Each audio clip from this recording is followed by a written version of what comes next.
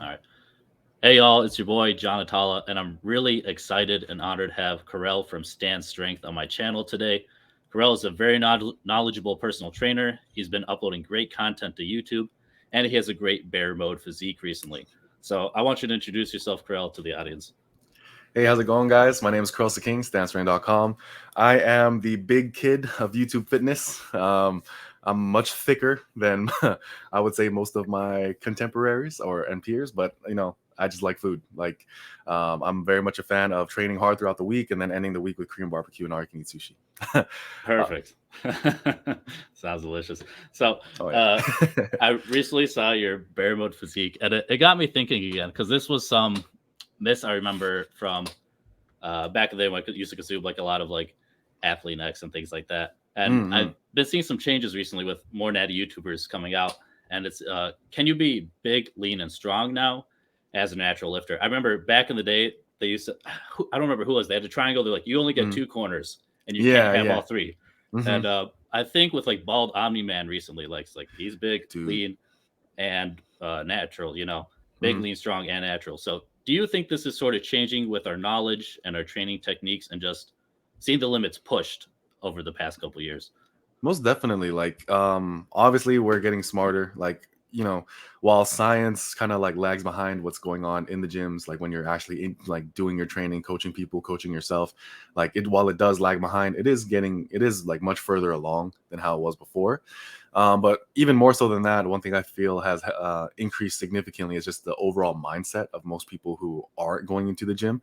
So it's just kind of like, man, like they just kind of think to themselves, screw it, I don't care what you have to say, I'm going to go to the gym, get as big as I can, get as strong as I can, and kind of go from there. Now obviously I lack the dietary discipline, but for those that do have it, they've built up these incredible physiques. And with guys like Ball Omni Man, they are very impressive with their strength, their physique, and whatnot.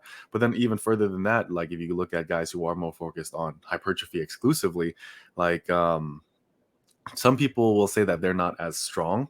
But I Mm-hmm. mean, even with their numbers, right? They're doing it for multiple sets, for multiple reps, and it's still a very respectable amount of weight. That's more Mm-hmm. than what most people will hit.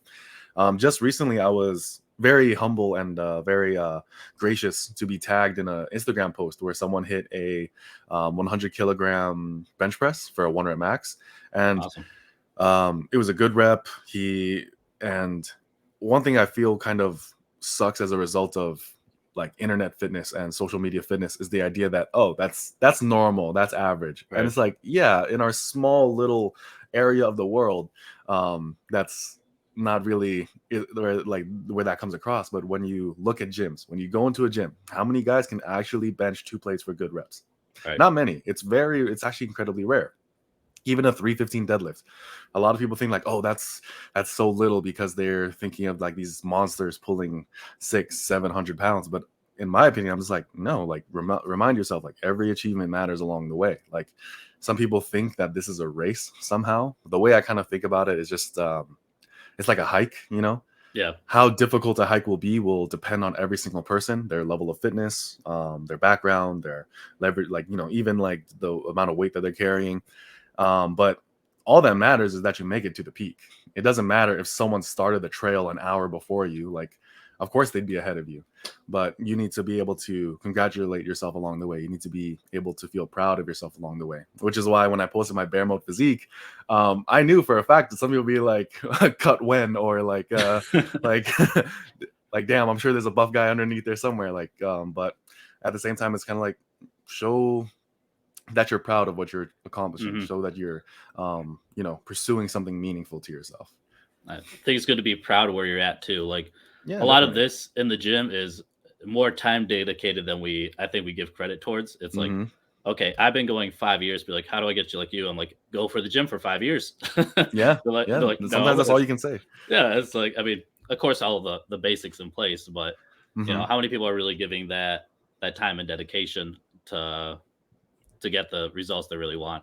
And against the overexposure thing, 100 Hmm. kilogram bench press, awesome, really good for Yeah, it's good. for most people, but internet standards again, it's like, lame.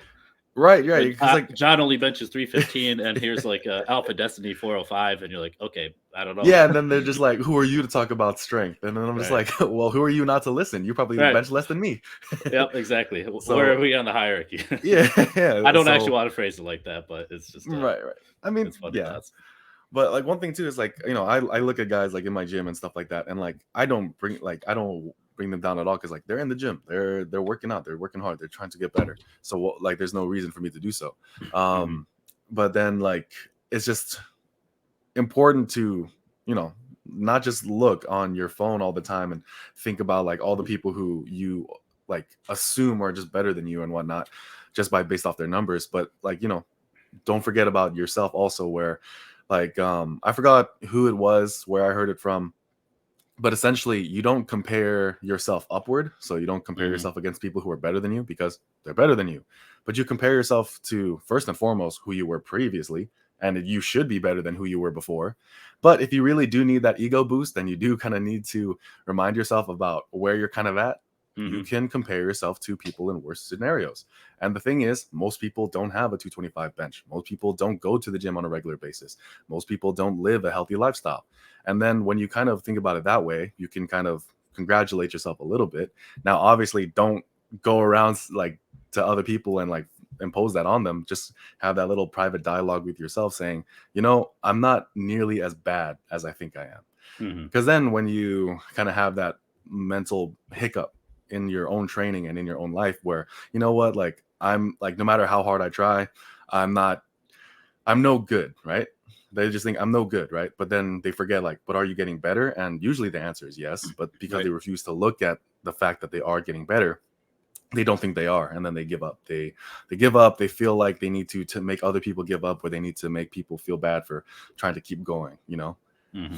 I think it's the importance of tracking your progress because it is so slow, whether it be Hmm. progress pictures or lifts or your weight, whatever goal it is. I mean, they're all kind of intercorrelated. So one's usually Hmm. good track. Like we're training my friend John as well, another John, and we saw his progress picture for 2 months ago. And me and my friend were like, "Dude, look at your rear delts. They're coming in Hmm. like still has a little belly, but it's fine. It's where he's at. But like you can see Yeah. the definition coming in. He's like, I Hmm. thought it didn't make progress. He's like, no, this is the importance of seeing because it really is a slow road. Hmm. And the interesting thing is like a lot of fitness channels will take their star and be Hmm. like, these are the expected results. This is what this person got off that program, which is like Yeah. they most likely implemented everything optimally, which is awesome, great for them. But I think that does send a really hard to reach standard too. This person lost blah blah blah in 6 months, put on this amount of muscle, they look great. It's like their uh, starting point might have also been a lot higher to you. You didn't know they were like a cut that you didn't know they were an athlete in high school and then they just got kind Mm. of chunky. You Yeah. didn't Yeah. know they already weightlifted before, so like everything was super easy to implement. They just needed clear instructions again. You know, Yeah, that's why like the slogan on my channel is "Start where you stand." right? Like, and there's a lot of different things that we can unpack with that because like it's based off of a poem, and like the poem like says a bunch of different things. So first and foremost, it tells you that like any failure you've had up until this point will not matter if you can try again and win. Like if you can overcome whatever it is that set you back, whatever sets you back does not matter anymore. If I make, so for example, like when I talked about like my start where you stand story and how I kind of fucked up my life essentially, Mm-hmm. all of Do that will Do you stop to want to give matter. that real quick for the audience who's not Yeah, familiar with the sure. channel? So let's see. I guess it's kind of hard to give the TLDR version, but I guess it's I like, all right, understand. first and foremost, when I was like 15, 16 years old, 300 pounds. I was 300 pounds at 15, 16. Doctor tells me you're going to be, you're pre-diabetic. By 18, you'll be fully diabetic and you could be dead by 30. So I was just like, okay, that's kind of ass. And then on top of that, like right around my birthday, I break my ankle and I'm put in a cast. And this was the first time where I was involuntarily immobile. My entire life, I was immobile voluntarily. So I didn't really think that there was a problem with it. But then, like, I was like, I can't walk. I can't shower properly. I can't, because I had a big ass cast that went from my ankle to my knee. Um, That's shitty. now, yeah, it was pretty shitty. I was just like, and this is fucking humiliating. I Yeah. couldn't, all the things that I didn't do because I chose not to, I now had no choice in the matter. And I was like, this is a pretty shitty way to live. So right when that cast came off, I like they said like you can start exercising in 2 weeks.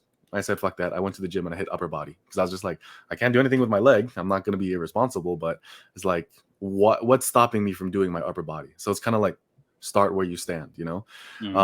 I knew for a fact that I was on limited time. I mean, we all are. We're all like, we're all mortals, right? Right. But you know, mine was like a bit more condensed because of all the mistakes I've made up until that point for a variety of different reasons, you know? So I was just like, I have to get started now. Like I can move again now. Like walking was a bit awkward and everything like that, but I can still walk. So I was like, started doing that. Then I started running every day, started doing calisthenics every day, dumbbell work and stuff like that. Over the course of about a year and a half, I go from 300 to 180. Then go into the army for all the wrong reasons, like just a depressed, lost kid, like trying to find structure and meaning in his life. And for reasons I won't get too into because it involves other people who, you know, like I don't want to have that reflect badly on them because it's a very complicated situation. But I essentially tried eating my way out the army during my first year. So I actually ballooned back up to 300. And then I had to lose that 100 pounds that I gained in 3 months. They said, like, look, you have 3 months. You need to lose this weight and you need to pass a PT test. And I was like, fuck. So I implemented some of the most harsh dieting strategies like I've ever done in my life, where I was eating one meal a day, every other day, and training 6 days a week. That's insane. So, yeah, it was pretty bad. And then, did that, lost 100 pounds, passed and everything like that, did a couple more years in the army, but didn't do as well as I would want to. But I mean, I was a young kid, you know, I didn't really have like as many role models as I feel like I needed to be ready to handle a responsibility such as that. But it's okay. I learned my lessons from my mistakes and kind of went on from there. So when it comes to like the start where you stand story, right? My military service is something where I wish I did better. Like, but at the same time, if I can overcome all of my own issues that I've identified during my time in service, outside of the military, and correct those as my life goes on, the defeats that I've accumulated will no longer matter, you know? Like, for example, the way I would kind of think about it is like with the boxing analogy, right?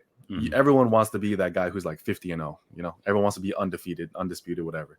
But, you know, you could cherry pick your opponents. You could like be the most, like, you can put your, like, you'll just like win on points and never put yourself in those dangerous situations where like you will demand respect from yourself, but also your opponent. But here's the thing. There's like many boxing champions out there who have significant amount of losses, but they are regarded as some of the greatest of all time because they went against the best of their time. They, like, you know, gave literally blood, sweat, and tears to get there. And the person who has like that perfect record, there's a lot of things in there that might not be as well communicated. But here's the thing. As long as you get to that championship belt, who cares how many losses you've taken up to that point? It'll only make you better.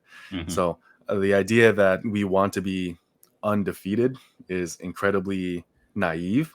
And the fact of the matter is, most of us will go through a series of defeats well before we will find ourselves like with our best like win, essentially. And the fact that most people just are unwilling to start at that low point is what keeps them there. It's what keeps them failing. It's what keeps them being defeated. And the only way you're going to flip that is to start where you stand. That's awesome. Yeah, I think a fear of failure is a big avoidance for a lot of people right now, just in terms of becoming better. Like even just back to the gym, like the fear of just not implementing everything correctly. People get stuck in analysis paralysis of like, what is, we see it a lot online too. What is optimal training for a lot of things? Like there are the fundamentals, but it is back to you. And then it's okay to fail. Like my first 5 years of lifting were complete garbage. And, you know, I just, I'm sure mine was too. Yeah. I just wasted time. Like it was just so silly. And outside of that, like schooling, like I don't think, I mean, I'm working on it now, but like finding careers and things, like you have to go through that trial and tribulation sometimes. Be like, okay, this is what I actually want. This is how I can implement it to my life. So start where you stand. Exactly. So, and like the thing is too, like this is another point that's really important, is like you're gonna fuck up, you're gonna make mistakes, and that's good. Like the thing is, like obviously it don't feel good. It will most definitely not feel good. Yeah, it actually sucks incredibly. It But hurts. yeah, definitely. Yeah. But here's the thing: like, what would you have done if you didn't have that failure? You would have just failed continuously and not know it. Because Hmm. when you commit yourself to a path, even if it's the wrong path, you don't know it's the wrong path until you've traveled on it for at least a good amount of time. At Right. which point you are now able to truly know deep in your heart that you can like change your direction. And like some people, like by various circumstances, they can maybe avoid certain things, but they don't really know in their heart why they're avoiding it. And Hmm. then it becomes a place of danger, essentially. Like they know they shouldn't go there, but there's not really any walls put up by their own volition. It's Right. just kind of like, well, my parents told me not to, my Hmm. job told me not to, my anyone in my life or whatever told me not to. Whereas some people, they just kind of like can see all the intermediary like falls along the way that will get them back in that position, and they're just like, you know what, I'm not even going to touch this small representation of that, and I'm just going to Yeah. keep going in a different direction. So for example, like this is something I tell like some people who, I'm after the military, I went to university, almost done with my degree now. And sometimes people say like, how did you choose your major? And I said, well, I switched my major like at least 4 or 5 times, Yeah. like either officially or like in my own mind. But it takes a while to like find it. And usually you find out which major you want to commit to after you've committed to a completely different major.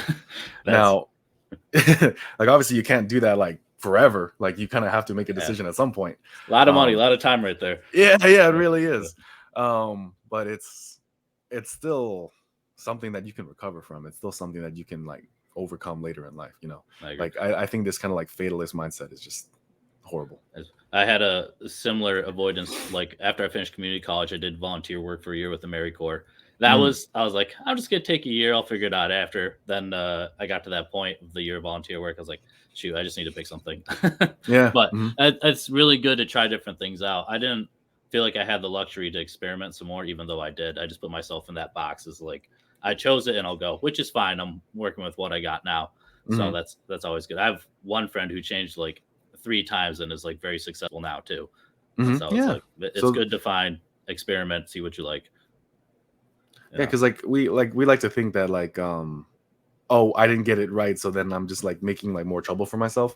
Hmm. And I get in that mindset a lot too. Like, and I think a lot of people do, like bringing it back to lifting with their own workout programs, where Yeah. they see one person get success with this program, they see another person get success with this program, and then it becomes very tempting to abandon your own.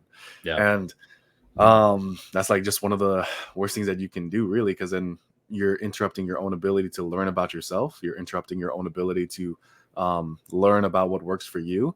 Hmm. And something I feel I try to do a better job of this in my more recent videos is I just remind people, factor yourself into your training decisions. Hmm. Too many times we want to do what's like biomechanically optimal, or we want to do what our favorite influencer recommends.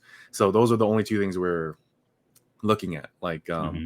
and we don't include the individual themselves in their own like thought process. And that occurs with almost everything in some people's lives. Like um we're always looking to ask ourselves like what's best or better, but like optimally or scientifically or whatever. But Hmm. it's like, when was the last time you asked what's the best for you? Like, who cares about that kind of stuff at the end of the day? If it's working for you, do that. I actually had some training topics I was going to go over because I've seen them make the comeback again. Hmm. Uh, from when I was little, then they kind of disappeared. Now they're coming back now. So Hmm. one is pre-exhaustion. Hmm. I've seen basement bodybuilding make that. Even more like mainstream influencers like Alex Eubank. I don't know if he's like more like physique Hmm. type Instagrammer, and Bald Omni Man have all recently been talking about pre-exhaustion. So that's making the comeback for people. And then Hmm. there was the whole deload fight a while Hmm. ago of why people are like, you should deload, you shouldn't deload, blah, blah, blah. Like, do you think there are general recommendations for people to follow with these types of trainings? Or do you think it's just experimentation? Or should everyone try it out and just be like, yeah, I'll see if it works for me or not? It's kind of So like the a lot at you, but oh no, it's okay. So the way I always like break it down to my clients is like, okay, you're going to make a decision, right? You're going to make a decision about how you want to train. Like, let's say, all right, you want to do 3 days a week. Cool. Obviously, if I make you do a push pull legs or a split, that's just totally, that's not really done for that 3-day a week kind of protocol, then it's probably not the best recommendation. Like, in my opinion, optimal kind of does depend on what you decide at first. So if you, like you say, like, all right, I'm going to go to the gym 6 days a week. Okay, cool. Let's probably, and like if they're a beginner, let's keep your workouts to 30, 45 minutes. I'm not going to tell them work an hour to an hour and a half, 6 days a week when they're first starting out.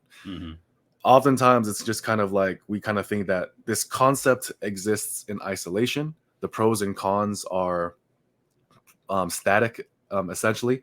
And like I said, that's why it's so important to factor yourself into that. So when it comes to things like pre-fatigue, for example, I think pre-fatigue is great for people who have, like, let's say, for example, issues with their squat, like the squat itself. Like, they just don't really get much out of it when it's the first movement in their program because of like how their knees feel, how their hips feel, and everything like that. So what I'll do for them is like, okay, well, if you do some back extensions, some hamstring curls, and some leg extensions, and maybe even a leg press, when you go to your squats will feel significantly more comfortable.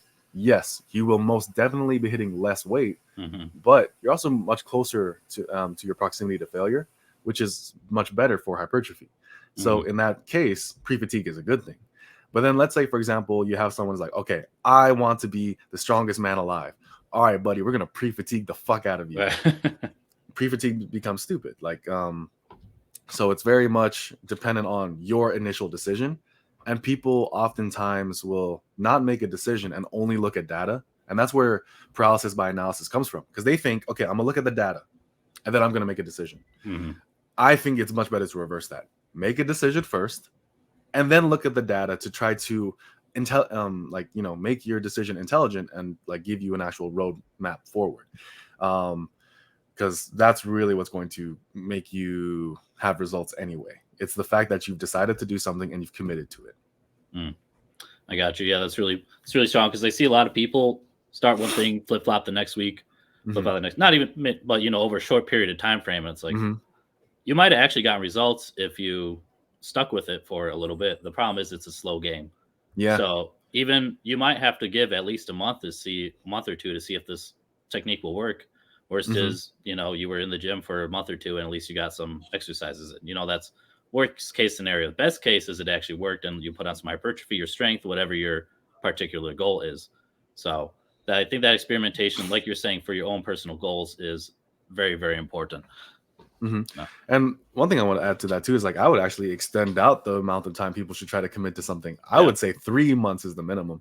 Okay. Like I think 3 months is like a good minimum to do it because like it's just a quarter of the year. Like let's say, for example, in my opinion, if you really want to have your best physique, like and in 5 years you'll be impressive. You will be like people will not be like, do you even lift? Like 5 years of consistent lifting, meaning consistent for me is usually around anywhere between, I would say, 40 like ish weeks of the year you're training. Like I think that's a good number. So 40 weeks out of the year you're training and you do that for 5 years, yeah, you're going to be impressive. And then when you hit that 10-year mark, like you're just a different specimen entirely. That is 10 years of training, right? 10 years of consistent training. What is 3 months? What is 3 months? Absolutely nothing. It's only something in your own mind because you're going through it. 10 years is when you think about it, that's what feels like nothing because that's so far out into the future. Right. But you're gonna get there. I mean, like when we get older and whatnot, when we start to age, it's like, holy shit, I thought I was still like 18 a month ago. So yeah, dude, it flies. It flies like crazy. That was on the what you said is just really on point with my thoughts on like deloads and stuff because I've seen not that they're wrong or anything, but they didn't like deloads. I think it was natural hypertrophy specifically. If he didn't like them. For me, though, it's like if I do have 10 years at this game, what is like 3-4 weeks per year where I'm taking off, at a minimum. And for me, it's like I'm just gonna stretch, foam roll, do yoga during those weeks, just really recover. Like I get the philosophy too, the other side, but for me, it's like if I have such a long time, I'm not gonna worry about 3%, let's say like 3% of the year. I'm just making up numbers that I won't be in the gym, and then I can do other hobbies or just relax and read or do whatever, let those joints recuperate. Yeah, definitely. That's why, like, for like, the reason I said 40 was like I'm horrible at math. Correct me if I'm wrong. There's 52 weeks in a year. Yeah. Yep. Yeah, you're good. You're good. All right, cool. All right, so 1 week out of the month is not gonna kill you. Yeah. It really is not. Even, and you can argue even more than that, because like muscle loss doesn't occur nearly as fast as people think. It's so slow. It's actually pretty incredible how slow it is. Yeah, and then like also muscle memory is an actual very real thing too. So it's kind of like some of the things that we worry about is just not practical whatsoever. Now, in regards to deloads are also dependent on the way you train, and then from there we can have discussions about is the way that you're training relevant to why you're training. Like, for example, with hypertrophy, I do kind of think that like if you look at things like from the natural hypertrophy kind of route, it's like, yeah, deloads are dumb. But then when you look at someone like, let's say, Mike Israetel, like he does like having like just like really like weeks of training where there's like the volume is incredibly high. Like, yeah, I think he's one of the few that actually does an increase of sets per week on a regular basis. So that does necessitate a deload. So that's why, in my viewpoint, it's kind of like, okay, who do you want to train like, essentially? Natural hypertrophy or Mike Israetel? And then you decide on which one. You don't decide to train like natural hypertrophy and then do Mike Israetel things, because then you need to also then deload, which now defeats the purpose of wanting to be like NH. And then vice versa, where it's just like, I want to be like Mike Israetel, but then I'm trying to incorporate natural hypertrophy's way of going about things. And one thing that's really important with hypertrophy is that a lot of different ways work. Hypertrophy is not exercise specific. It's not program specific. It's not bound to as many, I would say, rules as like, let's say, strength training. Strength training, I feel like it's kind of a bit more rigid in a sense, because if there is a specificity to it. You do need to be training with heavy loads to get better at training with heavy loads. With bodybuilding, you have people who can do high volume, high intensity, maybe a mix of both. Whereas with strength, you kind of have to fine tune that to yourself, but there is still a very clear lane and distinction for most things, at least from my understanding. I'm very new to pure hypertrophy training. I got you. Like, because I come from a very power building background, I guess you could say. Yeah, I'm the same as you in that aspect. Like, I've always been a dabbler of both. So the jack of all trades, but lack the really deep understanding of both. So that's that journey right now. I'm going down the hypertrophy lane again because the pec's good now. So, but that was what was inspiring me to. I actually did just buy a Mike Israetel Renaissance periodization program, the male physique template, and it has some crazy volumes as you ramp up. It's like 4 mesocycles, and then usually a deload at each one at like week 5. But it's just like, I mean, I think that like the last couple week of workouts are like almost 2 hours, and it's just like that's a long time for lifting weights intensely. So it's like you do need that on that type of structure. So very strong points. Yeah, that's really awesome. And so like how I bought that Renaissance periodization program, I'm doing a series where I'm reviewing like 5 programs so people could kind of compare which one they think they should roll with based on their experience level and their goals. And I've seen some really great ones that I'm going to put in the video, and I've also seen some really bad ones. One was from Ryan Humiston. The Noel Diesel one was pretty bad as well, and then the Arnold Blueprint for Mass.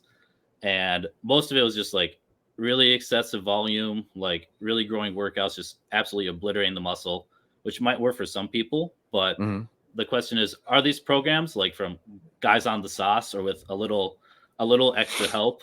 Are these really things we should be training like? Like it might work for some people, because I have seen some comments. Some people are like, yeah, it worked for me. And then I've seen other people like, I was absolutely destroyed and I got nothing from it, and they completed the program. So it's always, with like any program, it's mixed reviews. But should we, as natties, should we be training like these people? Should be taking their training advice, or is there some gray in between? You think of they might have some important lessons we should take? So there's a lot of things that we can kind of go into this. First and foremost, when it comes to enhanced guys and the training programs that they give out, I want you to take away the drugs and tell me how effective their training programs are. And you can measure that in a variety of different ways, right? obviously, like you said, it will work for some people, but will it work for most people? Like, even with the programs that I put out, right? My programs will not work for everyone, but they will work for the people that they're intended to work for. So for example, I have like a size focused program, like a size focused power builder program, a strength focused power builder program. And if you look at them, they're similar in some ways, different in others. And then if you look at programs that are much more popular, like 531, Mad Cow, like Strong Lifts, Grayskull LP, and everything like that, the thing that you'll find is that some programs will just work better on average than others. And that's an important consideration to make. But when it comes to these programs that comes from, like, guys on the Sazul, like, they are not going they're not going to be working they're not going to be working nearly as well for guys who are like just eating normally and not really injecting themselves with anything, right? So that's one thing that complicates it. The next thing is the fact that people forget, and it's really easy to forget, that training works. Like, how do you build muscle? They can get into like really in-depth discussions and then like talk about like certain like protein pathways, muscle protein synthesis, if that's still a thing nowadays, I don't know anymore. Or like certain like mechanisms of the body and biology and stuff like that. And like, I just like, and they'll tell me, and like, I'll be talking to people like in person, right? And I'm just like, what about just going to the gym? like it's just like, I know that's like super like simplistic of me. It really is. But I can't explain to you how many times I've talked to people who are studying kinesiology in university, trying to get a degree in it, and their goal is to become an athletic trainer. And I will talk to them and I will say, how often do you go to the gym? And they'll say something that's like either just so unbelievable, like, oh, I don't really train right now, I'm still learning. And I'm just like, learning what? Like, what about yourself have you figured out? Or some will say like maybe once a month, and then, or like once every couple weeks or something like that. It's like, oh man, like that is the next generation of athletic trainers. How's that progress go then? yeah. So I'm just like, oh god. Not obviously that doesn't apply to everyone. Apply to everyone. There are some people who are like super passionate about it, and they will like they'll be the ones who like make something out of it. But it's just incredibly strange. So when it comes to different programs, it's like, yes, they all work, but do they work for you? That's really what it comes down to. When you look at like these juice head programs where it's just like the only answer is volume, like while high volume is a viable way to build muscle, it's kind of, it benefits people who can like recover from it much better, people who don't need to be pushing as heavy. Like I like guys who are enhanced versus guys who are not enhanced, they both need to progress and with heavier loads. That's just part of it, right? But at the same time, there are certain leeways or whatever that people who are enhanced have that natural guys just don't. And like, let's say for example, one that kind of came to mind recently is like Matt Wenning's warm up. 4 sets of 25 on 3 different exercises, and it kind of depends on what you're working that day, right? Okay.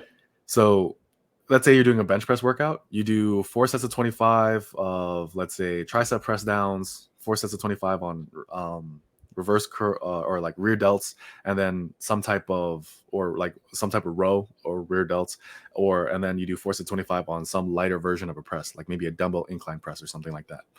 And you do it in a circuit. So you do 25 of, let's say, triceps, 25 of a row, 25 of a press. You do that 4 times.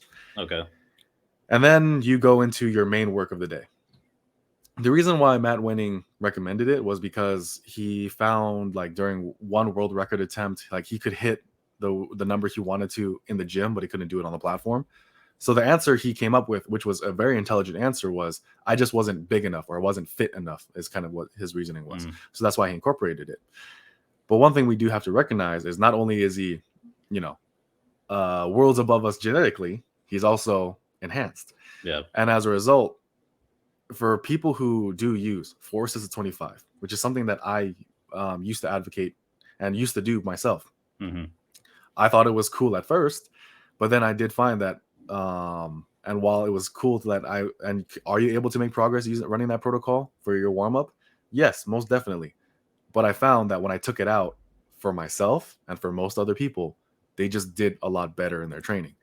So sometimes you have to take a look at how it's affecting you, and you might find that it's actually doing more harm than good. No matter how much you like these people, like I have nothing against Noel. I have probably a lot more against Ryan Humiston. I feel the same way with that.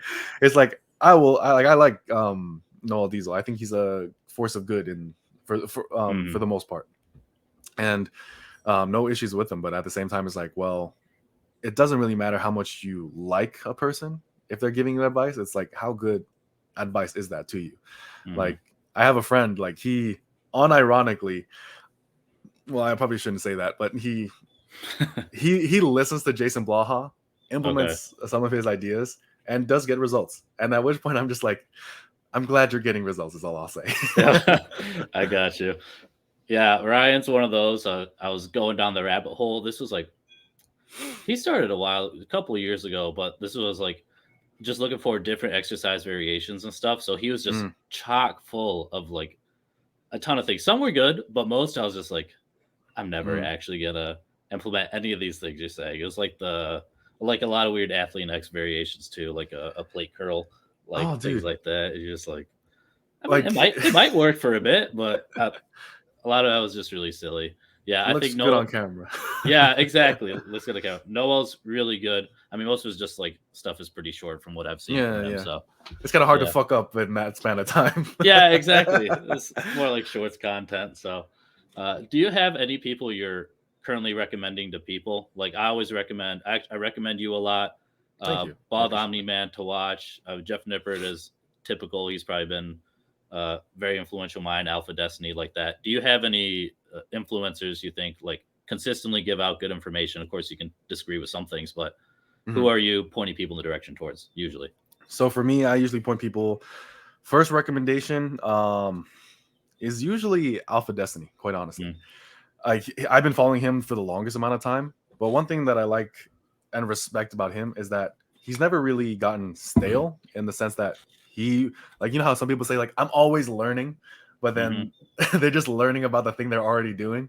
Right. So it's not so much that there's like, they're not adding anything to themselves. They're only just like only furthering themselves into their own rabbit hole. Whereas with Alex from Alpha Destiny, like, no, he legitimately is learning more about himself. And like, you will find that there are like, and one thing I appreciate about him too also is like, he can learn something new and just not completely throw out whatever he learned. Yes. Like when it comes to like the biomechanical side of things, like these people, like I'm sure they've did the basic compounds and built a good amount of muscle in their physique from that. Then they find the biomechanics stuff and say, oh, that's bad. That's bad. Get rid of it. Don't do it no more. It's old school. And that's bad in and of itself for some reason for them. And that's horrible. But yeah, Alpha Destiny is a big one. Jeffrey Verity Schofield. More recently, basement bodybuilding. Like basement bodybuilding is a really big one that I like advertise or advocate to like my friends, like because like they care much more about it. And also one thing too that I appreciate about basement bodybuilding is that it does call me out on my own bullshit, which is like, you know, because I came from that power building mindset, like a lot of you would be a lot bigger if you just got stronger. That was really like my kind of way of going about things. And do I necessarily disagree with that wholeheartedly? Not necessarily, because like I still think that's a good way of going about things. But it's also important to recognize that some people don't care about strength. Strength is still going to be a factor and a variable despite that, though, like in my point of view. But then also strength is not limited to squat, bench, deadlift. Strength is not limited to your 1 rep maxes. Like if you get stronger with your bicep curl, with your overhead press, your pull up, your dip, I don't care what exercise you decide to get stronger on, you are going to get bigger. You're going to be a big guy. Yeah, and if you get bigger, then you will also be stronger. So they're like getting stronger is, I think it's kind of what happens first, essentially, like for people who are training more so for size. But basement bodybuilding is another big one. Ball Omni-Man, of course. So one thing I think is kind of funny is like I actually don't tell people like personally, like in person when I'm talking to people, I actually don't tell people that I have a YouTube channel. Okay. Like because like I just feel like it just ruins the interaction. I Like gotcha. I just feel like it just always there'll just always be that part of the conversation where it's like, oh, he's just trying to plug himself. He's always just Yeah. trying to push himself as the expert. And no, like one reason behind my YouTube channel was I wanted to be able to interact with all of the guys I just mentioned and have like a dialogue with them, because then I can learn. I Right. think the easiest way to like learn anything is to get involved with it and not just watch from afar. So as many books as I can read about, like well, this is a good example. Like I don't know if you watch Good Will Hunting, right? Yeah. Have you seen the movie? So you know, I said like you could recite to me Shakespeare, but I bet you don't know a thing about love. You can tell me, you can read books on history, but you don't know what it's like to have a friend die in your arms. Like you have to be there, you have to participate, and you will look like a dumbass. I'm sure I did. That's what, like with like my content, like one of the things that I do remember saying is that power building is the best way to train for natural lifters. I'm sure more than likely people in this space would roll their eyes when they would hear that. And that's necessary feedback for me to continue to learn. So yeah, Alpha Destiny, Bald Omni Man, Jeffrey Rady Schofield, NH, of course, Basement Bodybuilding. I stopped, like, there's a couple that I just like stopped watching more regularly, like Jeff Nipper being one. Not because I have anything against his content, but it is very much like it's meant to attract the most people out there, which is beginners. So it stopped being relevant to me, I guess you could say. Other guys I really like, of course, Steve Shaw and Baz Lifts. These are two big ones. I'm so horrible for like you're mentioning them so late into this question, because like those two are like the ones that like have helped me the most, like in so many different ways. So you have to give props to those guys. Other ones, I'm sure there's more. There has to be more. Like I'm very forgetful. I want to bring a point back to when you talk about Alpha Destiny, because he is, if you watch his transformation from time over YouTube, he's gone through a lot of different phases. And now I think he's going back to a bodybuilding phase. So it was like super strength. COVID was like calisthenic. He implemented a lot of that stuff. And he used to do that for like a lot of bodybuilding. Then it was like the bench press phase. You know, he had the yoke phase with the huge traps, bear mode physique, the naturally enhanced. That's still like his thing. He's one of those guys that like will experiment and actually put his stuff out there. Yeah. You know, like he's always seeking knowledge, but the type to actually implement. Like a lot of people have that knowledge. It's like, what are you doing with it? Nothing. It's like, okay. Yeah. You know? And then at that point, like one thing I would ask is like, is it then really knowledge? You know? Right. Like if you can do something about it and if you can do something with it, what's stopping you from doing so? And then usually like that's where like it's just like the bullshit comes out. Yeah. So I don't know. One of the few people I've really seen just like post their experiments. So like I'm trying to take inspiration from him. Like I'm doing some weird experiments too. I just remade my program, so I'm trying to go yoked mode to get yoked. So next year will be arms, traps, shoulders, and stuff. But I have some weird things to experimenting with. Like if it doesn't work, I'll just keep it to myself. Maybe put it out there and just be like, nah, it was stupid. If it works, they'll be like, okay, this might be a viable option for some people to implement. So, like I think it's funny that I know we're going like this is going a bit back into the conversation, but when you mentioned like exercise variations that just like look kind of like funky, I have to admit there's one exercise that I'm like implementing right now that I really like it, quite honestly. Yeah. And like a lot of my clients who wanted to try it out also are liking it also, but I forget who it was, but it was like I'm looking into a lot more like silver era bodybuilding kind of stuff lately, because I just like lifting with free weights. I prefer it. And one thing I heard was like a scooping curl, where it's kind of like you swing up the weight, but then you bring it all the way up like that. Interesting. And I do that as part of a giant set with my biceps. So I do like strict bilateral curls with dumbbells, and then I go into hammer curls, and then I will go into the scooping curl, and then I get like an incredible like contraction and like this feeling in my bicep. And also like I still control the weight down. Like that's another important thing. I always control the eccentric on any of these. So even if I'm cheating the concentric, I'm always like controlling the eccentric, and also by starting in this higher position, I do feel like that kind of like adds to something. You got a long way down from up there. Yeah, exactly. So that's my theory on it. So that's what I'm experiencing with too.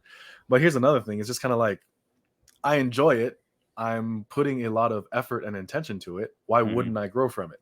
Yeah. Like you can, like if someone like gives me a scientific study as to why the variation of curl that I'm doing is not the most optimal in comparison to other things, I'm not just going to abandon it because I have found that this is a variation of the curl that maximizes my consistency.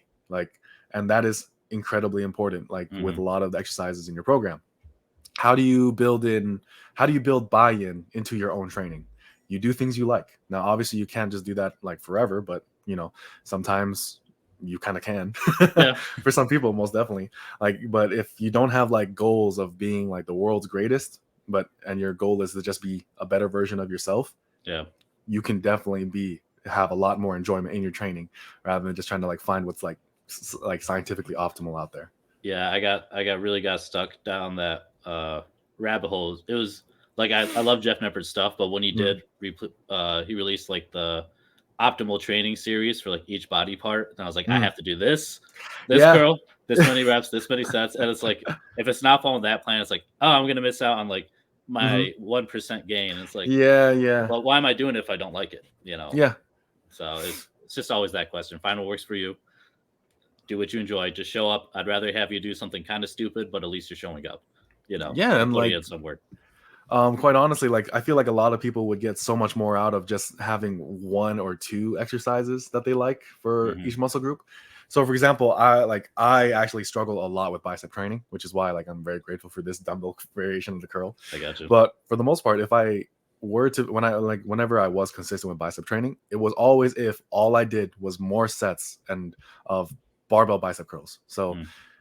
I think when it comes to most programs, you might like common rep ranges you'll see is like 3 sets of 6 to 10, 4 sets of 8 to 12, and 5 sets of 5 to 8, something like that. I think that's a pretty standard way of going about things. 10 by 10, you'll hear like, oh, that's stupid. German volume training doesn't work. It's dumb. Or you'll hear some weird stuff like that. But I'm just like, who cares? Who cares? Like, no one is like, as much as I do like program reviews on my channel, I'm Hmm. not gonna break down your door and review your program and tell you why it's shit.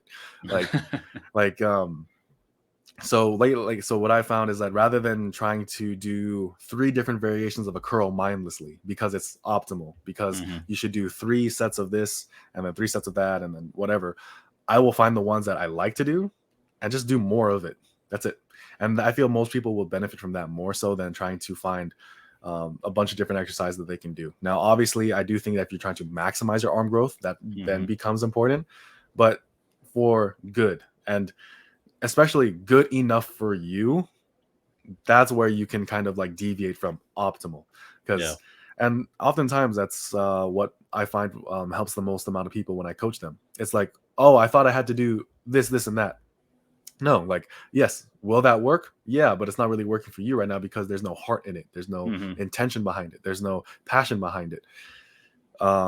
That's why I kind of really respect Steve Shaw and like, him saying like you need to grab your your balls, grab yourself by the balls or whatever he says, like like increase your will, have the testicular fortitude behind everything you do. Men, women, children, doesn't matter, you need to have Just grab balls. them. That's So funny. Yeah, it's just so important to find the things you like. Because I mhm. was doing everything optimal. I have a lot of friends doing optimal, but it's like they're gonna skip, not gonna do good. Just Yeah. find the joy in training, grab your balls, show up. Mhm. But also at the what are the goals? Are you trying if you're trying to be a body like an actual bodybuilder, show up on stage, I'm gonna have a different advice for you. Oh, I'd be like, 100%. Yeah. maybe you should do the optimal variations and diet and meal planning and all that. But the guy that's trying to go to the gym, just look good in a shirt, maybe Mhm. with his shirt off. No, like, no, don't show up, do your things, and you'll be okay. Yeah, like there's a lot of so like there's not an infinite number of right ways to do things, but there are a lot of right ways to do things. Hmm.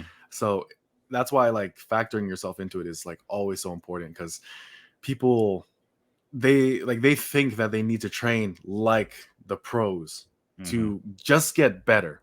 Like trying to become a pro versus just improving upon yourself is so different.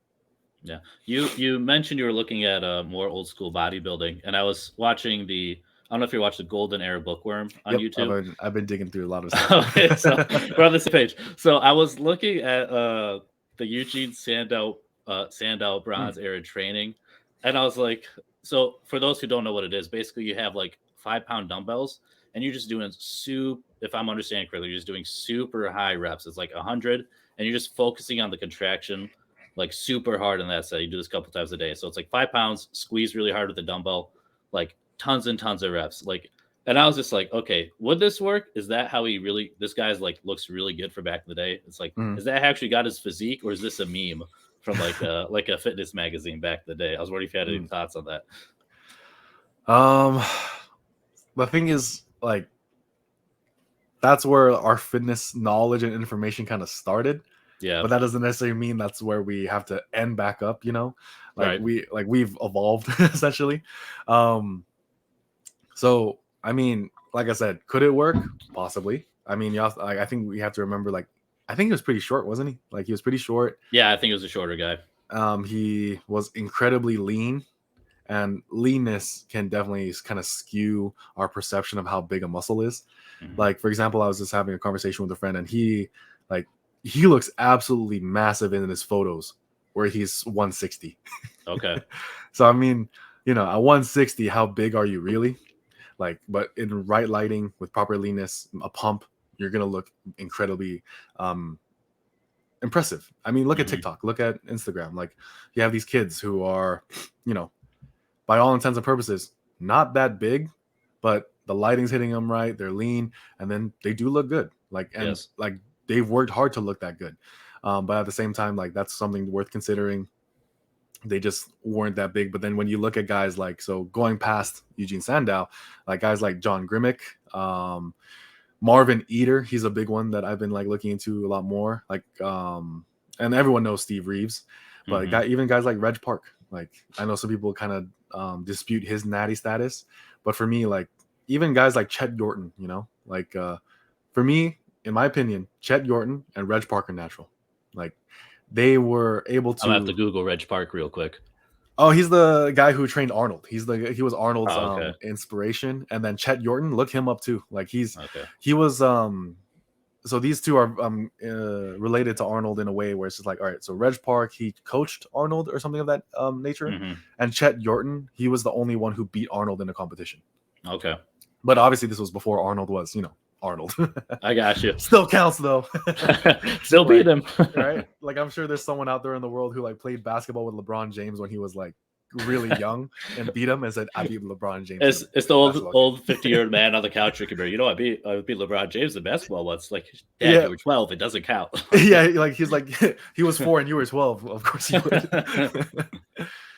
Yeah, that's funny. Yeah, so Chet Yorton and John Grimmick, Marvin Eder, those are like the ones that I really like from that era.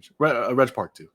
That's awesome. What do you think of modern bodybuilding then? Like, I was just thinking about this the other day. We have like people that are training super hard. You dedicate your life to this, like, absolutely huge. You show a lifestyle on the internet, and then you're dead at like 35. Like, there's been a lot of cases of that recently. It's like people that are sitting around doing nothing but eating fast food are having more longevity than people who are dedicated their life to this. Sure, they might need like triple bypass surgery when they're 50, but they're still alive.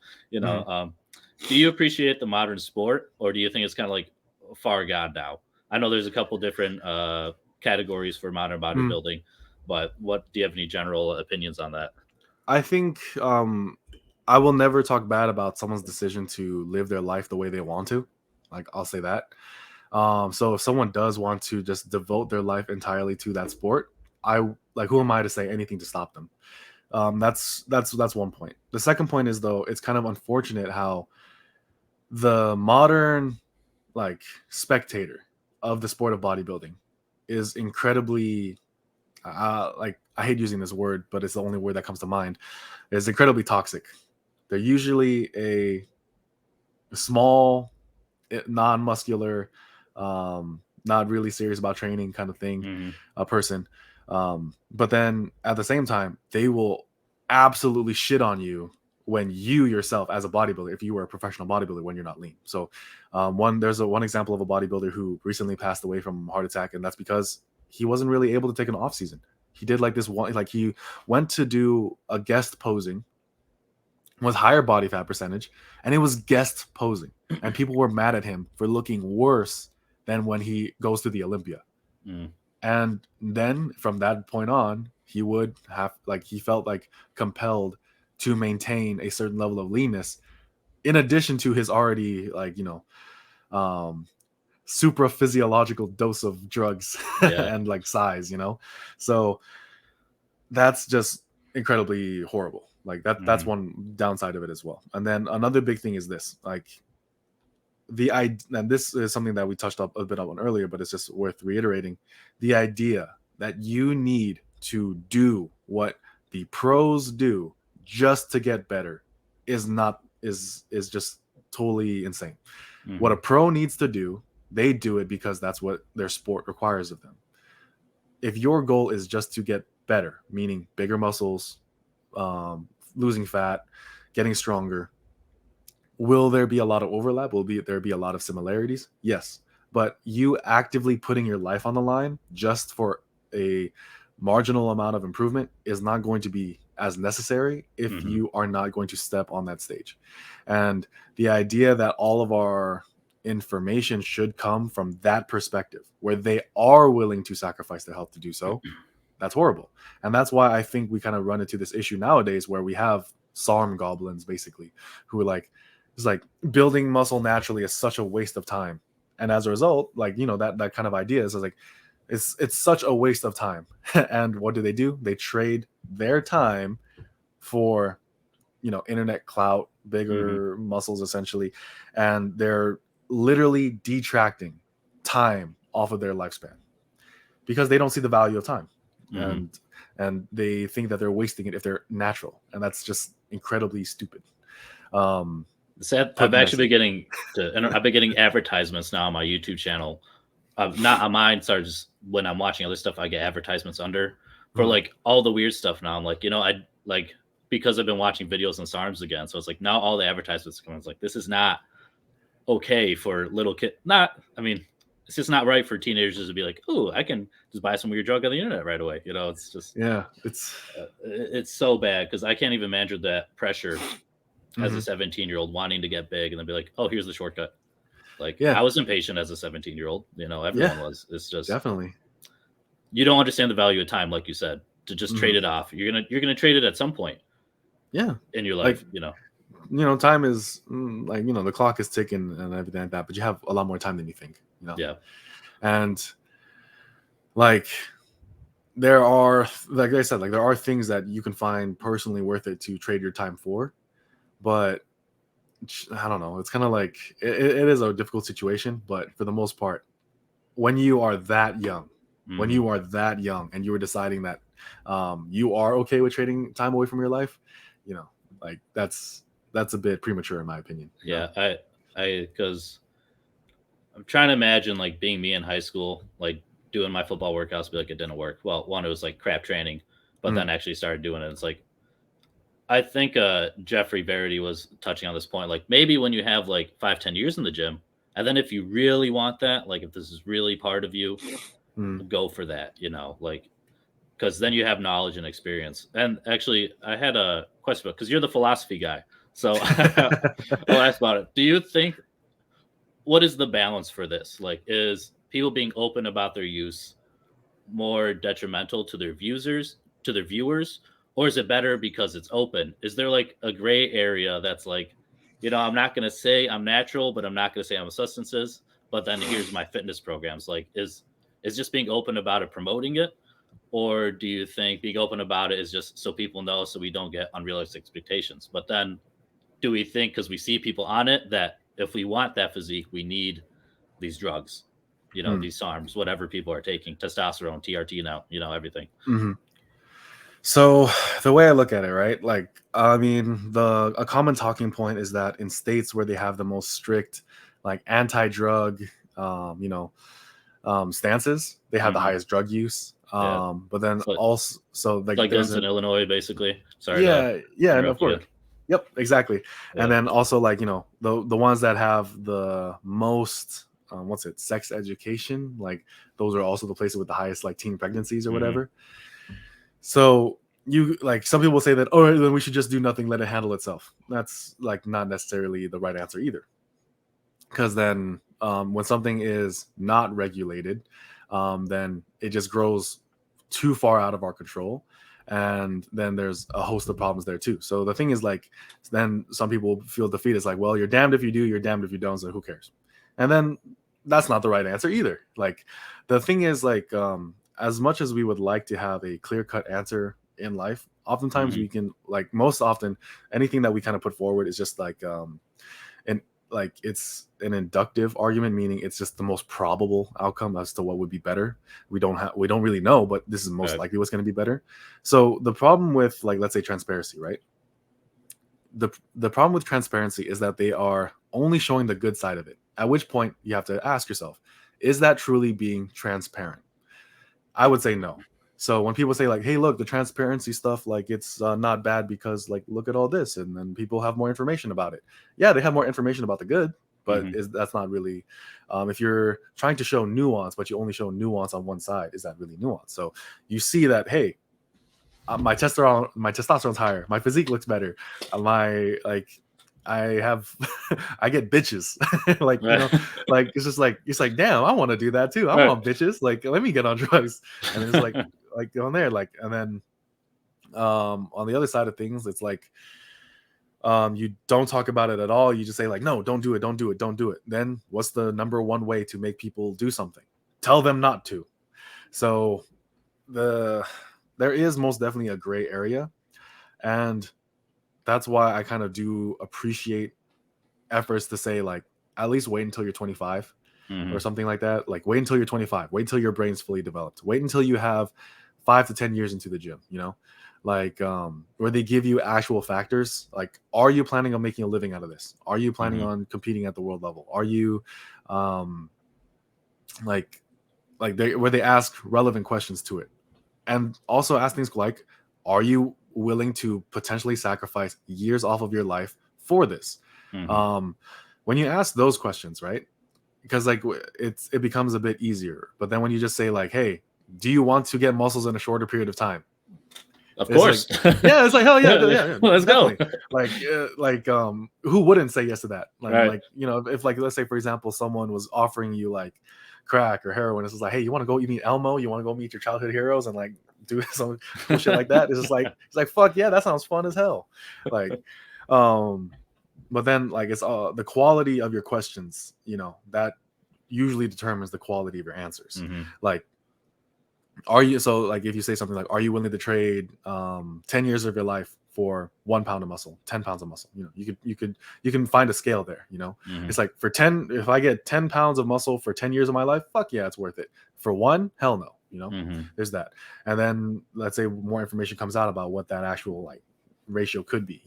Are you willing to spend, like, this is one reason why I don't pick up things like smoking. Like, it's just such a huge I don't know what fuck is that word. Economical. Like, yeah, I guess so. Like, the cost of it is just so bad. Like, the amount of money that you spend on that is just incredibly horrible. Yeah. Or it's just like, why would I want to do that with my money? So I just don't pick up smoking. I got you. So it's just like, are you willing to pay the price of the drugs, the syringes or needles, or, like, the amount of medical treatment that you will need to make sure you're doing this properly? Like, can you financially afford that? Those are questions there.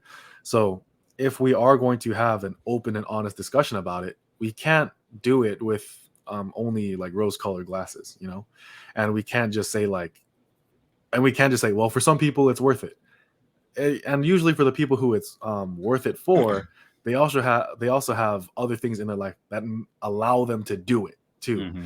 Like, if you are, going to university, have a job, have kids, the things in your life that would allow you to spend that kind of money on it have drastically decreased. So those are things there. And then, so to kind of, like, circle back to your question, like, should we be open with it, or should we be just completely banning it? I lean more toward open discussion toward it, just like outright saying no is, or here, how about this? We outright say no after having the discussion. I got you. I think that's a pretty good way of going about things. I'm with you there, because I know for me, I just like to experiment things. I see something weird, especially if it's like, don't do this. It's like, all right, I'm gonna do that. Like that was just my personality as younger. I mean, still somewhat to today, a little rebellious, Mhm. but I think the nuance is one of the most important things, because the people that either promote or deny never have. We have to go to two different sources for the full picture.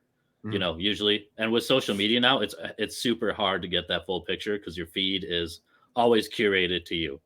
So Yeah. if you're watching anabolic muscle monsters and just things like that all day, like, when is the you're gonna have to go out your way to find those negative aspects, Yeah, for the and things that's like so that. unfortunate, because Yeah. those are the ones that I feel like we can learn the most from. Hmm. Like we have, like, I think it's called like survivorship bias, where it's kind of like Yes. we only see the success stories. Like that's it. We only see the ones who made it. But then if you look at the meager situations of the people who didn't make it but made those decisions, that is information that you need to factor in as well. Hmm. In my opinion, if you're going to make a decision of whether or not to become enhanced, you need to also make that decision like, at best, I'm going to get these results, but at worst, I'm going to do this one. Right. So understanding both is like critically important. Like it's not just one or the other. And here's another thing that's important too. It can go through phases. You might be king of the world for like a little bit, but then you will like pay the price for it later. There's always a Hmm. price to pay. Yeah, I agree. I mean, to be completely frank with the audience, like, I'm very ignorant on SARMs and steroids and like a lot of it's just never intrigued me that much. But like, I Mhm. get the gist, but like to actually go into detail on topics and things, I got like my general knowledge. And I was like, nah, like that was just enough to turn away from me. So I just wanted Mhm. people don't think I'm like the SARM steroids like expert, like more plays, more dates and things like that. Oh yeah, most definitely. Like I don't know, like I don't know shit about them. I don't know the actual like science underneath them. Yeah. But it's just like, because like some people will say like, well, it's this percent safer, it's this Hmm. percent better, it doesn't affect you this way, it doesn't have this side effect. That doesn't mean there's no side effect. It doesn't. Hmm. And like 46% better than a bad situation is still like could still fall into a bad situation, Hmm. like like let's say for example you have um like, I don't know, like you have like debt collectors coming at you for $2,000 and you have 500 versus another guy who did some shady shit and he has 1,000.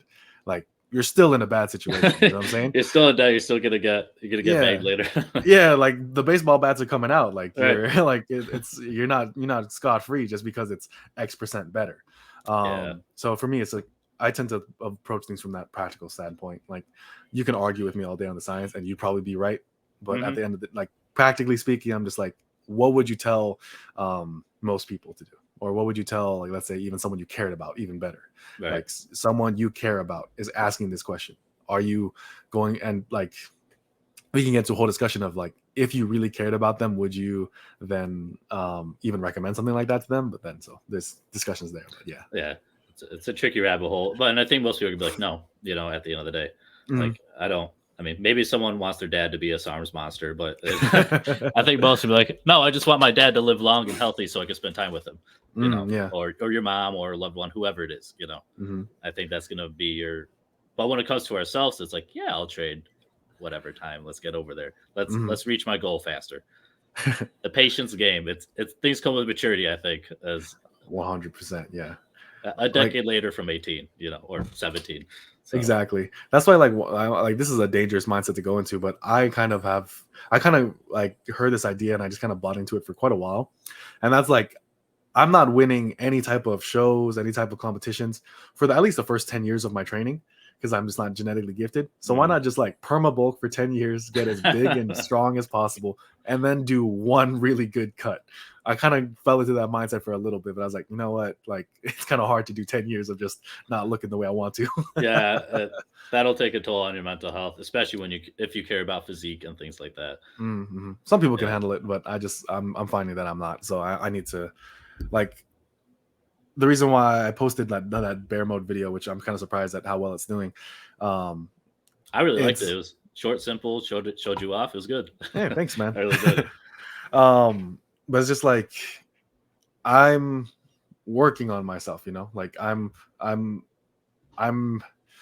not shy of where I'm at. And I feel like that's the biggest problem with social media is like too many people are shy of like where they're at in their strength and their physique. It's kind of like, well, everyone feels like you can't share your physique unless it's a before and after, or unless you're already in a place where you are impressive, you know.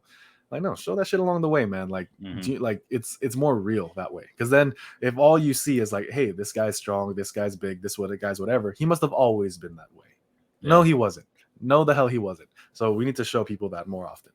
Yeah, I wish I had more chunky pictures of myself. Same. Because it's unfortunate because I have pictures from when I was like 21, 22, and we were at community college. I was just eating ridiculous amounts of junk food, so I definitely pudged up. So you have that period, and then you miss like a 4 or 5 year gap of like barely any shirtless pictures. Now you have me at like I'd say a pretty solid physique. So it's like where's the middle 4-year transition period? And it's like it. But you don't think to document that. I never thought I'd be making like fitness YouTube videos. I just thought I'd be like, I just like working out, you know? Yeah, same. And like one thing too is like, I went from being fat and ugly to just ugly. So I was just like, why would I tell? So it's like, why would I take pictures? Like, I'm hiding from the camera, if anything. Right, exactly. So I was just like, I had 2 reasons not to take pictures. Like, and now I have 1. I still not going to take a picture. So yeah. I kind of regret that though. But yeah, I've actually been seeing more people, especially on like the YouTube short space. I'm not too much on there anymore, but more just beginners, just like here's this, all they post is just like a new bench PR, and like, you know, it's like 50 kilograms or whatever, because that's most of the world, but it's like that's still cool because you can actually go through and like 50 kilograms, 55 for like a set of 3 or whatever. You're like, that's good stuff for people to be like, okay, or not everyone, but it's okay to take your time, it's okay to get there, work on yourself, so you can see different starting points instead of me and you, like good bear mode physique, like solid physique with strong numbers, and you're like, you don't know where we started at though. It was a long journey. So and it's important for the person themselves to also recognize that when someone is bigger and stronger than you, that doesn't necessarily take away anything from your own achievement. No. Like, for example, like I think you and I have pretty close numbers, like all things considered, but you did it 70 pounds lighter. Like, should I beat myself up for that? Hell no. Like, it's both like are great achievements. Yeah, it's a great achievement regardless, you know? Like, I was just like thinking to myself, like, if person A got to $1 million being a program developer, and then person B got $1 million from being a garbage man, like, $1 million is $1 million. I feel like most people just would not care. Now, obviously, like, you could make some actual comparisons. Like, if I just completely sacrifice my health to do so, then there's an argument to be made there. But for the most part, like I am a pretty healthy guy. Like, whenever I go to my physicals, whenever I go to like meet my doctor and whatnot, I'm that upper range of healthy. That's awesome. So I remember you were talking about earlier, you're switching up your training now. If you'd like to elaborate on that a little. So for the longest time, I was running almost exclusively upper lower. But my upper lower program is a bit closer to a little bit of a full body, where it's like the only thing that's not getting worked every day is my pushing muscles. So upper day would be chest, back, shoulders, arms, you know, and then lower day would be, of course, the quads, hamstrings, lower back, glutes. But then I would also put back on there also. I would train back 4 times a week. Then I did that for a couple of years, got to most of my numbers, like most of my big numbers, doing that. Then I started working with Faz Lifts, and he put me on a full body program, and I discovered my love again for full body training. I think it's a great way to train. I think a lot of people can benefit from it, and you're going to make great gains from it. The first time I pulled 500 was a grinder. But then the next time I hit it after working with Faz, I did not touch anything above 405 for like a long time. And I just like was doing a deload week where I was just supposed to work up to a heavy single, like RPE 7, an RPE 7 heavy single. I hit 500 pounds easy. And I was just like not touching that weight for that amount of time. So and then my training felt better and everything like that. So I was like, damn, full body is amazing. I like it a lot. So I would start. So I went back to full body, and then more recently, I started going into something that Marvin Eater did. So he did it a little differently. I think what he did was on day one, it was squats, overhead press, and I'm trying to remember what else he did on that day. But yeah, squats and overhead press were his main movements, and then on the next day would be bench press and deadlift. So I'm doing something very similar with my own training. Something that I'm finding with myself is that trying to do squat, bench, and deadlift in the same day does take a lot out of me from a time perspective and It's an brutal. energy perspective. Yeah. But I find that even if I just break it apart by one day, that's more than enough for me to recover. So I've been doing that more recently. So I've been doing a torso and limb split, so chest and back, and then a legs and arm split. Okay. That's what I've been doing that 2 days on, the 1 day off. So Monday, Tuesday, Thursday, Friday, and then Saturdays I do like MMA training, and then cardio on my off days to try to like keep that up. So that's kind of like my training right now. I do want to put out a full video talking about my training and how it's kind of evolved over the years and why I've made certain decisions and why I'm currently making some of the decisions that I'm making right now. But yeah, like I love upper lower. I think upper lower is great, but I'm currently finding that trying to fit all my volume into 4 days has become pretty difficult. And this is, I guess, a good time to bring up the idea that I think most people should just stick to 3 days until 3 days stops working, then go to 4 days, do 4 days until that stops working, and then 5 days. I'm and that'll take years. with you. Yes, it takes a long time. That will take such a long time. Like, and can you definitely start? Can you start with 6 days a week? Yeah, sure, most definitely you can. There's no problem with that whatsoever. But when you're starting 6 days a week, and you're going to do that for years, your sessions might be like 30 minutes at first, 45 minutes, 15, or then another 15 minutes. So now you're at an hour, 6 days a week. So it's just that kind of mindset. So one thing I kind of like to do with some of my like newer clients is that we do just kind of run like a very simple basic program, but we just add in like one exercise at a time, like just taking it that slow approach for some of them, where it's just like, I need you to just commit. I just need you to really focus on each movement that you're doing on every single set, and not try to dilute your training by just trying to throw in too much, you know? Yeah. So, your point about starting 3 to 5 is actually a recent video of mine, because I did the bro split, then I did full body for a long time. The funny thing is, I've never actually, I recommend upper lower to other people. I don't recommend push pull legs. I just think it's too much for the people who are asking that are doing push pull legs. They're like, yeah, I get like 20 sets of whatever per week on each body part. I'm like, guys, like most people make growth around 10 if you're pushing it when you're starting out. So it's just a little overkill. But when I switched to full body, I was like, this was so easy to make progress on, because I had the 3 day. And then literally, like, when I needed more progress, I was like, I'm just going to do another day, Monday, Tuesday, Thursday, Friday. You give yourself, go ahead. I was just saying, now I'm actually entering a 5-day split for my current goals, but I don't know if I can call it full body anymore. It's like arms with like some hamstring and then like a lot of trap, like like that with some chest. Like it's such I don't even know what you'd call this current split I'm about to run. It's such a conglomerate of like things. This is the experiment. I hope it works. I don't know. We're just gonna find out. I think it will. But it just start out simple, 3 days a week, move on. I remember watching Alpha Destiny, an interview not too long ago. He was saying he actually went from full body to upper lower, but his reason was he would skip his lower workouts on his full body. So like it would be like bench, overhead press, whatever, and then let's say you have like Romanian deadlift. I just made that up. He'd skip the Romanians. So he was saying like you do all the upper body work, then skip his lower.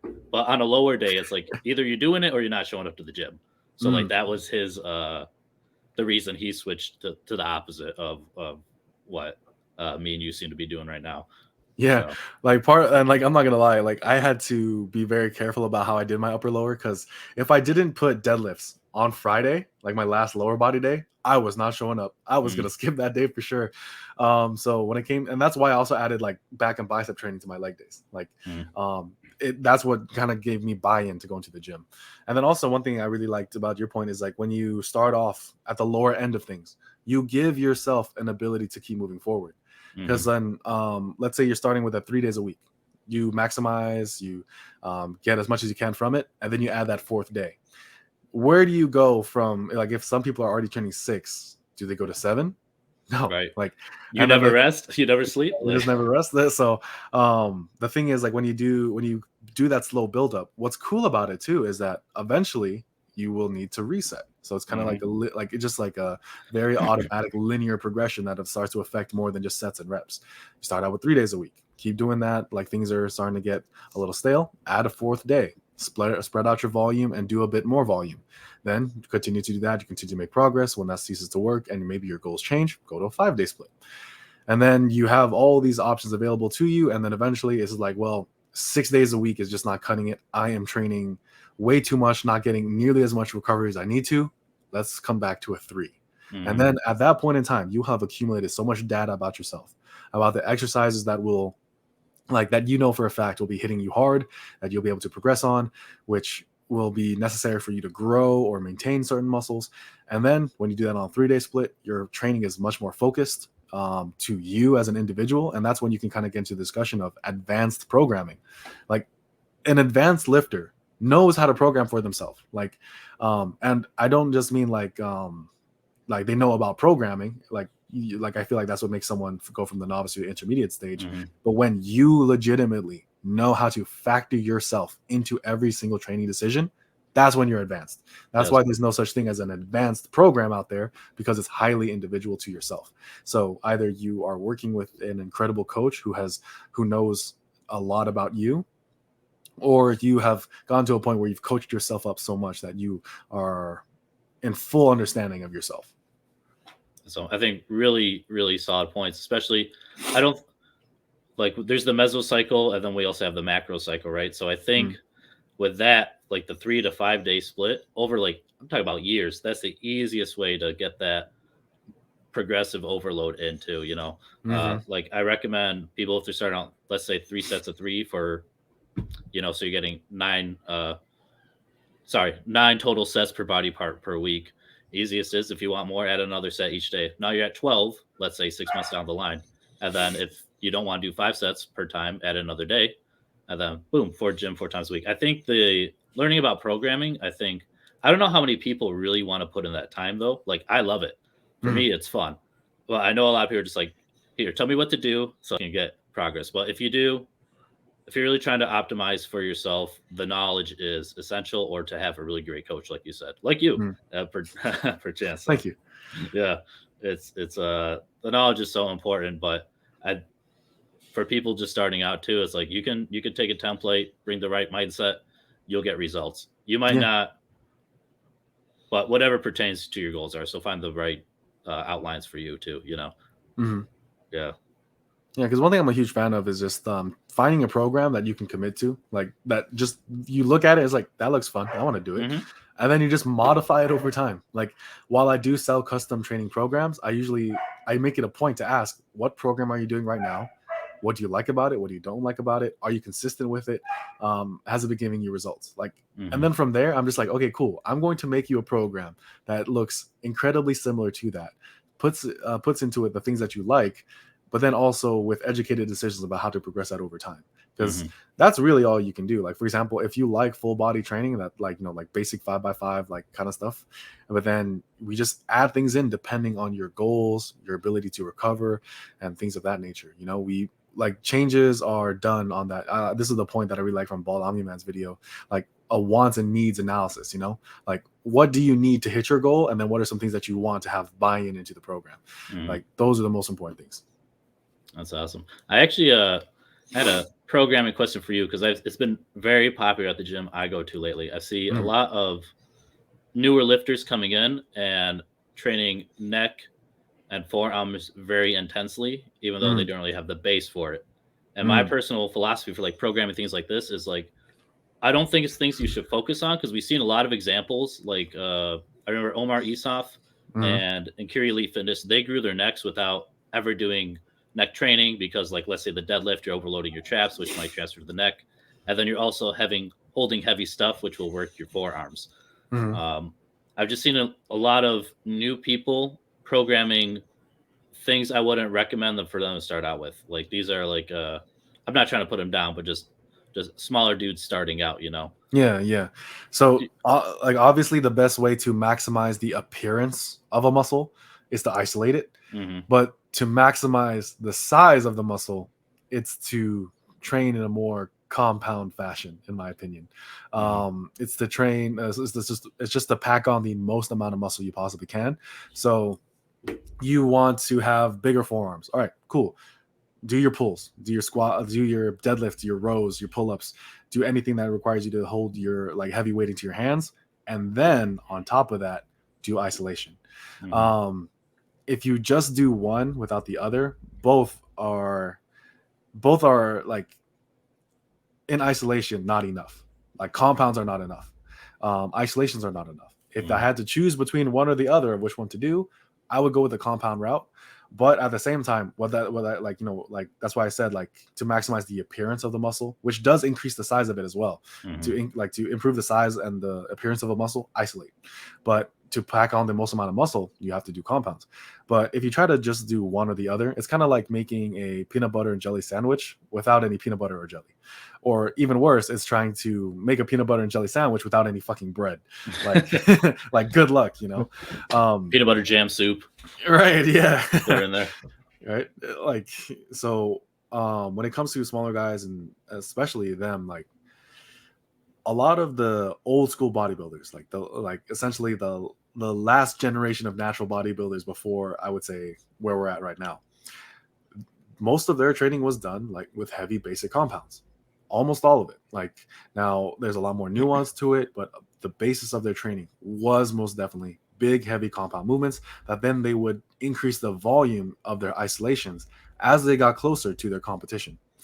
Their off-season training was usually incredibly simplistic, at least to my understanding. Like it wasn't super complicated, like I would say, but they did have isolations included, and they would just try to get their isolations as strong as possible also.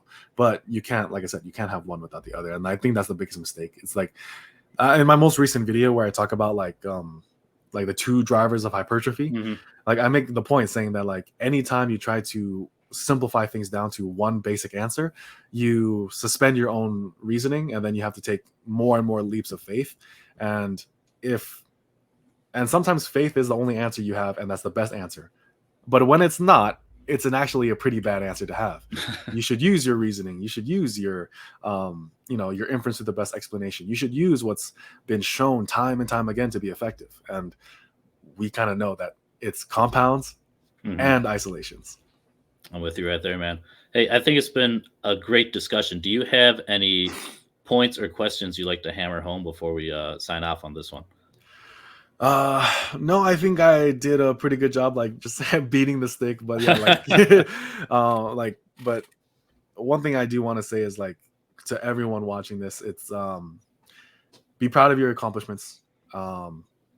Don't feel like if you feel ashamed of something, that's not necessarily a bad thing, you know, because like what that means is like there's a part of you that knows that you can do better, that believes that better is possible, but you're not really living that right now. Now, the worst thing that you can do with this is kind of like throw that back out onto the world and say it's the world's problem. No, because then there's no salvation from that. You have to accept that it's going to be difficult, but it's going to be worth it to be a better version of yourself. It's going to be incredibly hard. It's going to be also incredibly worth it. So don't be too hard on yourself, though. Like I said, any failure that you've accumulated up to this point will cease to matter when you win. And you only need to win once, because like when you win once, usually like you start compounding like small wins over and over, and then that builds you up into a better, more competent, a more confident person. So start where you stand and keep going. Awesome, man. I really appreciate talking. I'll put his channel in the description. Please go check it out. Karel, it's been a pleasure, and I really appreciate you coming on. Yeah, thank you, man. Thank you for having me. Of course.